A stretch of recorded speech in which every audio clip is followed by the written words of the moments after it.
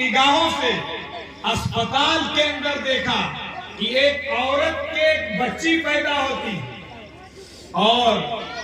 وہ جو حالت ہوتی ہے بچی کی ولادت کی، عورت کے ساتھ وہ آخری درجے کا پین ہوتا ہے اور درد ہوتا ہے، اس پین سے وہ گزری اور اس کے بچی ہوئی، اس کے شوہر نے اسے وہی اسپتال میں جھاپڑ مارنا شروع اور اس کو دھکے دے کے باہر آ گیا اور اپنی ماں کا ہاتھ پکڑ کے چلا گیا۔ وہ بیچاری اسپتال میں رو رہی تھی، سسک رہی تھی، بلک رہی تھی۔ اس کا کیا جرم؟ اس بچی کا کیا جرم؟ یہ ہمارے سماج کا حال ہے جو وہ اس وقت تھا، پھر سے دین کی دوری کی وجہ سے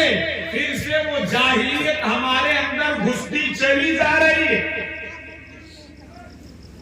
بچیاں پیدا ہوتی ہیں، آدمی اسپتال جا کے کوشش کرتا ہے اور مختلف کام کرواتا ہے، ایبورشن کرواتا ہے۔ قرآن میں فرمایا گیا وَإِذَا الْمَوْءُودَةُ سُئِلَتْ بِأَيِّ ذَنبٍ قُتِلَتْ، کہ اگر آپ نے آج کوئی ایسی ایکٹیویٹی کی ہے، چاہے وہ ایبورشن کے ذریعے سے کی ہو یا اور کسی اور طریقے سے کی ہو، یا آپ نے بچی کو غلط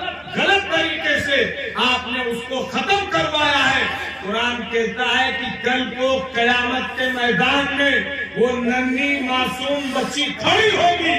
اور کہے گی کہ اللہ مجھے بتایا جائے کہ مجھے کس وجہ سے